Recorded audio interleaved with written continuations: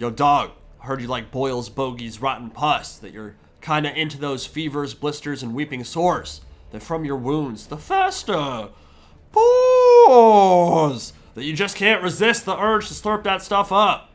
Boy, do I have good news for you. Epidemius, the Plague Father's chosen Tallyman, is the free legendary lord coming in Thrones of Decay, which means new start position, new skill tree and playstyle, and the first free LC lord in quite some time. I actually don't remember the last lord this happened for. Like, has it happened at all in Warhammer 3, or has it only been heroes? It might have been like Thorak, Silence and Fury?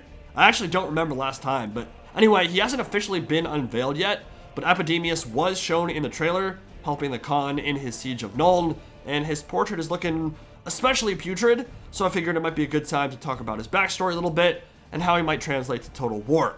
Quite an offensive model, dude looks straight up gross. I mean, obviously he's got the cankers, boils, and sickly green hue and flesh sloughing off we usually see from Nurgle lords, but even his arms and hands have like gangrene going on. They're all blackened and rotting, like he's just been sitting down for too long and maybe lost all circulation in his body. So yeah, seems like a friendly chap, the kind you'd invite over for afternoon tea and crumpets. I'm sure that bubonic sword and gnashing teeth would make a welcome addition to your household.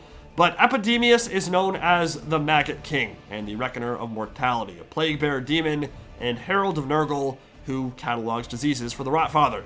He's an accountant, a scribe, a passive researcher of what happens to sentient organic life as it shuffles off this mortal coil.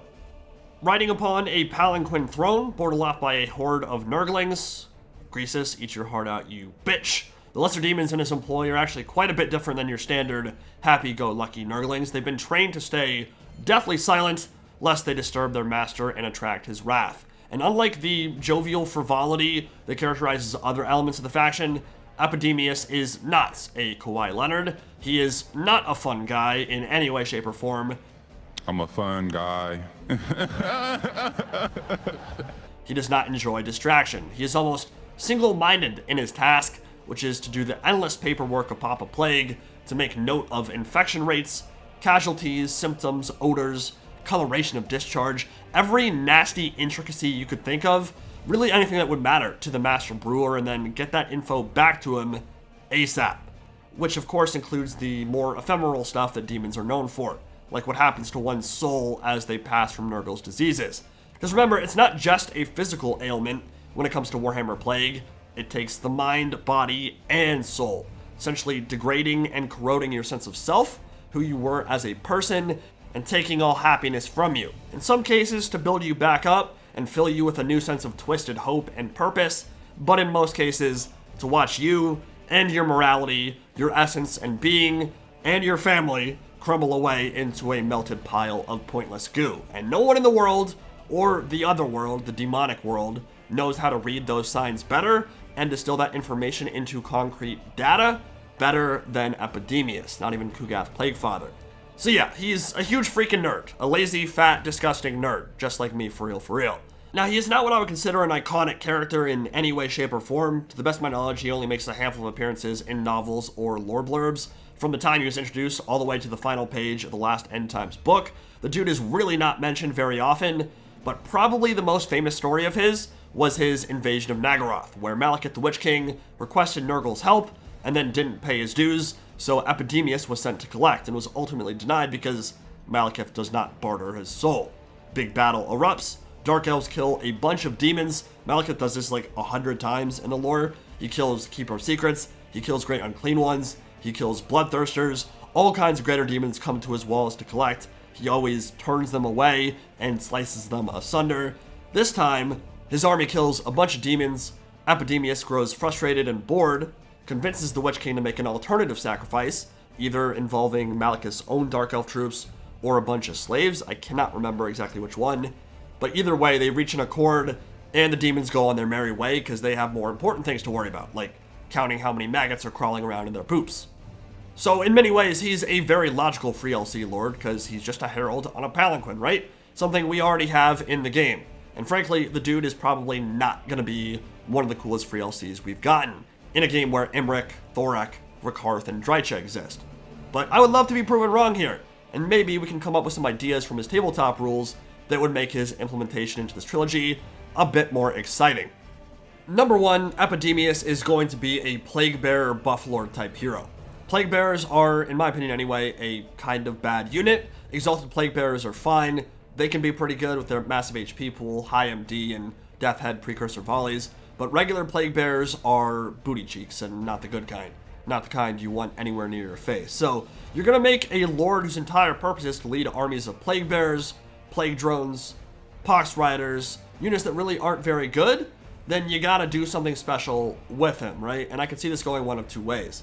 Either Epidemius supercharges them and Exalted Plague Bearers and Rotflies and Plague Drones and all that and makes them sick and super worth using, or his whole shtick will end up kind of wasted because people aren't going to want to recruit them anyway because his buffs just aren't good enough or unique enough to make them fun and worth bringing.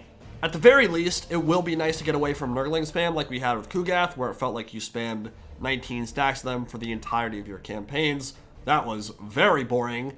But for the Maggot King, I'd like to see something truly impactful given to his Plague Bearers, not even just within his own army, but faction-wide, like special Plague Swords with a unique contact effect that deals slow damage over time, something to help their DPS, something like that gives them more spice and makes them feel more unique and fun to use. Especially with some of these more generic lords, I'd like to see CA take a bit more risk with their mechanics and unit buffs. They've gotten a million times better about that since the start of Game 1, obviously, but there's still some room for improvement there, and I don't really expect crazy mechanics that take lots of work for a free LC, so it's easier to focus on how they interact with their own roster, and in this case, I think that's where demonic gifts and upgrades from the army book can come into play. The special boosters that can turn a crappy Plague Bearer into something truly worth fearing. By the same token, Plague Drones have been a source of eternal disappointment for me since the launch of Game 3. I like them so much, I forced Invicta to make an animated lore video with me, dedicated solely to them, and then they ended up being a wet fart in Warhammer 3. They aren't the worst things ever, but they're not good. They very rarely make their money back in campaign or multiplayer, and really their best use is to just kind of meme about and knock things off walls. Like, that's their one true niche, that they one-shot any infantry model that they knock off walls. And they're very good at that, but outside of that, not a very impressive unit.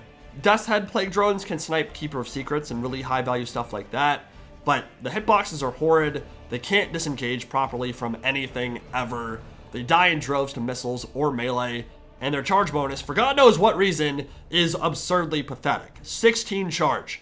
From elite flying monstrous cavalry riding rotflies the size of a goddamn sedan. What is the logic there? That makes no sense to me at all. So I'm going to try to get them buffed internally.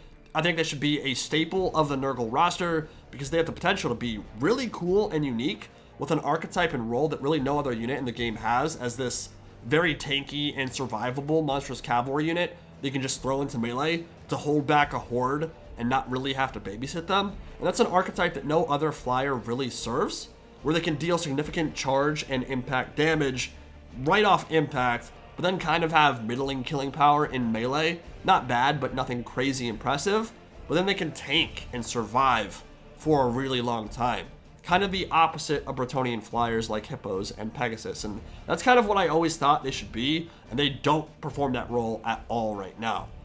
So hopefully they can get something fancy from Epidemius to encourage you to use them, because I don't know anybody who invests much into Plague Drones in campaign or multiplayer. They're kind of just like a forgotten unit. Pox Riders are fine. The upgraded Plague Toads could just get some generic buffs from Epidemius and they'll probably be in a good spot. When it comes to battlefield mechanics, Epidemius is very straightforward. He's a herald with no casting, no magic whatsoever, and probably not a crazy stat line for dueling, although he'll be capable there, just nothing special. So he'll make up for that with his buffs and his summons. You can probably summon Plague Bearers. I'd say that would be a relatively important mechanic for someone like him. He's all about Plague Bearers. He wants to get more of those on the field. And Tally of Pestilence was his unique special rule. As units die around him, he drives Nurgle demons to greater acts of slaughter, acting as this locus of their energy and serving as the focal point from which they derive their strength. On tabletop, nearby units would first get more strength on hit, then toughness, then killing blow, then rerolls on failed ward saves as each kill threshold was reached around him. Seen this kind of mechanic before, it's a fun and interactive way to get your full army working in tandem to become stronger as that battle wears on, and in Total War probably means some combination of melee attack, weapon strength, physical resistance, or ward saves as those kills start to rack up, going from like 0 to 25 melee attack plus as the intensity of that effect rises. Combine that with general support abilities and herald stuff like Locus of Virulence and a fairly tanky profile, and we're cooking a bit here. We can maybe make an interesting character out of him. Start position is the big question though, and that so often determines whether a campaign will be fun or not. I've seen some suggestions he should go to Lustria, because Pestilence and Nurgle are so closely related. I don't hate the idea. I think a Nurgle presence in Lustria could be cool. There are some interesting options on that continent, but it won't be because Nurgle and Pestilence are friends. Far from it. They hate each other. They have similar ideas on a surface level, but their outlook on the cycle of life and death is very, very different, and they are not friends. I'd say they're much closer to enemies in the lore. Chaos Wastes and Nagaroth are options too. He could start near Malekith or Malice because of that tiny little lore blurb, or they could just throw him to Norska or Fields Far Flung. Kind of hard to know how to nail that down yet, but you will not have to wait long for his official unveiling. Lots more content coming soon.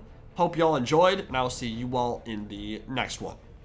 Oh yeah, forgot to mention, I still think it's insane that CA put all that work into the Realms of Chaos, literally like the Realms of Chaos, Nurgle Realm, Khorne Realm, Sinesh Realm, Tzeentch Realm, and then haven't ported that in any way over to Immortal Empires. You have no way to access any of those maps.